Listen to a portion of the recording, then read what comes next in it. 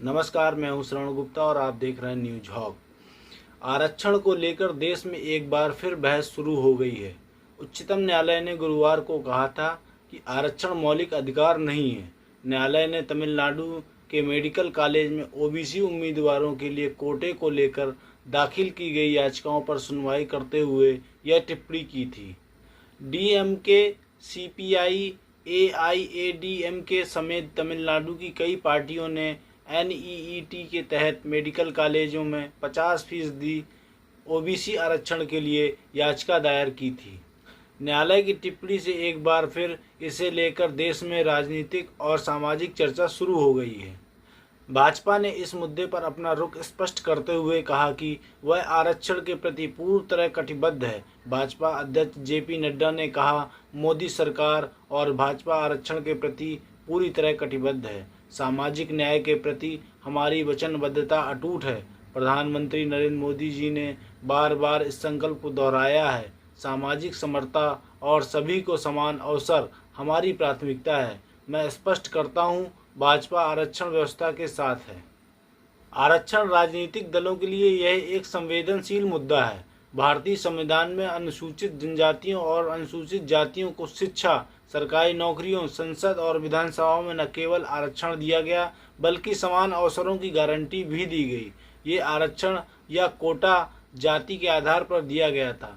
1989 में आरक्षण पर तब राजनीति तेज हो गई जब बीपी सिंह की सरकार ने मंडल आयोग की सिफारिशों के आधार पर अन्य पिछड़ा वर्ग ओबीसी को भी आरक्षण देने का फैसला किया था। ओबीसी उन निम्न और मध्यवर्गीय जातियों से आते थे जिन्हें इसलिए पिछड़ा माना जाता था क्योंकि उन्हें समाज में ऊंची जाति वाला दर्जा हासिल नहीं था। जैसे जैसे लोग पहले से ही कम हो रही सरकारी और विश्वविद्यालयों की नौकरियों में हिस्सेदारी मांगने लगे, वैसे वैसे जातियों में खुद को पिछड़ा घोषित किए जाने के लिए होड़ लग गई। 1980 में मंडल आयोग ने एक रिपोर्ट पेश की और तत्कालीन कोटा में बदलाव करते हुए इसे 22% से बढ़ाकर 49.5% करने की सिफारिश की। 2006 तक पिछड़ी जातियों की सूची में जातियों की संख्या 2297 तक पहुंच गई।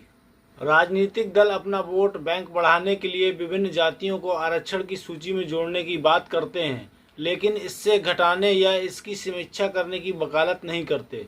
नतीजा यह हुआ कि तमिलनाडु जैसे राज्य में गरीब और पिछड़ी जातियों के लिए सरकारी नौकरियों और शैक्षिक पदों में 69% आरक्षण है। कई राज्यों में विभिन्न समुदाय अपने लिए आरक्षण की मांग कर रहे हैं और कई बार तो उनका प्रदर्शन हिंसक भी हुआ है।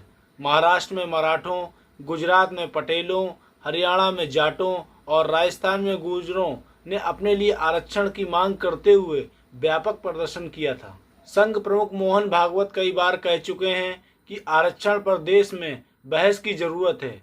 पिछले साल 3 राज्यों में होने वाले विधानसभा चुनाव से पहले उन्होंने एक बार फिर यह बात कहकर भाजपा को बैकफुट पर ला दिया था। महाराष्ट्र, हरियाणा और झारखंड में विधानसभा चुनावों से पहले उन्होंने यह सुझाव दिया था।